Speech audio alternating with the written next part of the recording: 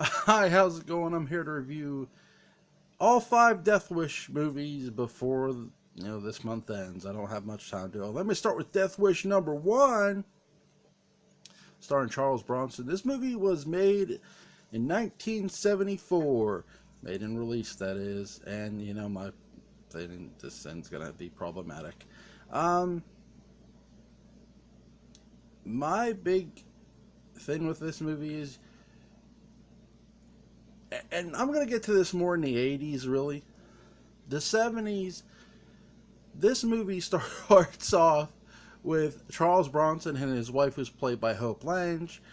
Um, at the beach, they're on their honeymoon. They come home, and Hope Lange, who's playing Charles Bronson's wife, Paul Kersey is Bronson's character's name. She is murdered. His daughter is raped by Jeff Goldblum. Jeff Goldblum could play a villain, and yeah, he can. Um, in this movie, by the way, he never avenges really them. He never kills the actual people who killed his wife and raped his daughter in this movie. That's always been a misconception in this movie. Um, they don't. Um, in this movie, they also Charles Bronson's character, after his wife gets buried, they say that you could, he's a building designer who, or developer, or whatever you want to say.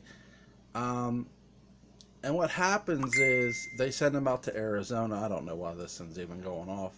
Um, I really don't. This stuff's from last night.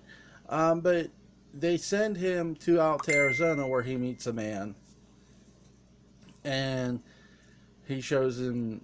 He goes, "Oh, I bet you can't even carry a gun in New York City," and this sort of gets into the debate about guns today. Really, again, my issue is there are people who don't want to be responsible with their guns. I have no problem with people owning a gun. I have a problem with people taking their gun out and pretending they're Paul Kersey when they're really not. Paul Kersey is a fictional character. Um, understand that. Or they just take their gun out and they go massacre a bunch of people, which is idiotic. But, enough with that message. I'm trying to have some fun with this movie, so after Paul Kersey gets back from Arizona, his friend gives the guy in Arizona gives him a gun, and he slowly starts becoming the vigilante and starts killing. Um, I feel there's a lot of good sequences in this movie. I love the subway scene. To me, you know, is this movie a straight 10? Is it the best? Is Death Wish 1 the best Death Wish installment? It's the start of a story, is what I'll say. And again, I don't know why this is 10. Um, I'm gonna give this movie an 8.5. People are gonna kill me for not giving this a 10. But what I'll say is, some of this movie, again, it's not as far fetched as the sequels, because with some action sequels just become far fetched, and it's like how much stuff can happen to one guy. Um, but from a shot standpoint, I love that they shot and filmed this in New York City. I love the fact that they did go to Arizona and then they came back. Um, I love the direction of this movie. I love how it's shot. Charles Bronson, you know, we all knew he could act, and he does a really good job. I just feel my biggest issues with this movie is, here's my biggest issue with this movie. My biggest issue with this movie is really the end. I don't hate it, but I don't love it. It's sort of like you have Charles Bronson's character, who's the vigilante, and the cops, while they don't want him to kill, they don't want to arrest him because it would make him a martyr. They feel that if they kill him, it would make him a martyr. If they feel arrest him, it would make him a hero. So what they do is they let him go. And I always felt that was, I get, this is a 70s, this is a movie that's set in the 70s, so you gotta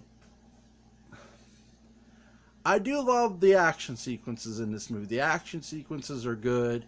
They're not great. To me, the sequels did the action sequences better. And I'll get into that. I give this movie an 8. It's really good. And what I'll say about these movies, I'm going to give a little warning before my next video. You know, there is a rape sequence in this film where Jeff Goldblum's character, I think he's just a thug. I think that's his character in the title, Thug. You tell it was the beginning of his career. He sort of, it indicates that he puts his penis in the girl's mouth. You know, a rape scene. Rape scenes are always, I don't care to watch them, and I've seen all 5 Death Wish movies, and trust me, Death Wish 2, I'm gonna review it right after I review this, and trust me, the rape sequence in Death Wish 2 is way worse than Death Wish 1. But again, you know, it's not a Death Wish movie if someone isn't getting raped or murdered, especially if they're associated with Paul Kersey. And that's sort of the thing about these movies. I'm not going to sit here and tell you these movies are gold. They're not, in a sense of story. They're sort of, it's like, really? Did you have to take it that far? And they do, to sort of push the character over the edge. But I will give the original Death Wish an 8. I don't feel the remake of this movie, which is Death Wish, or whatever you want to say, sequel, or whatever it is. They say it's a sequel. To me, it's not. I feel the Death Wish movie with Charles Bronson, it sucked. I hated it. I thought it was just, I thought if you're really going to continue the Death Wish franchise, and if you're going to really recast Charles Bronson's character and tell a good story, you could have told this way better and shot it way better too.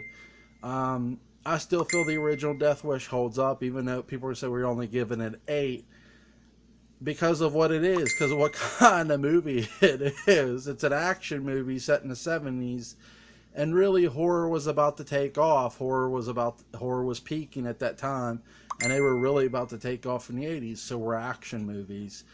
I dare say action and horror, you know, damn near, they dominated the 80s, if you're a fan. So I give the original Death Wish an 8. There are some great shots. That subway sequence is very cool. I love how they captured Paul Kersey in his home after he first defends himself without a gun, because he's sort of distraught about how he feels and all that. Again, there's some nice shots in this movie. Definitely go check it out from 1974. The original Death Wish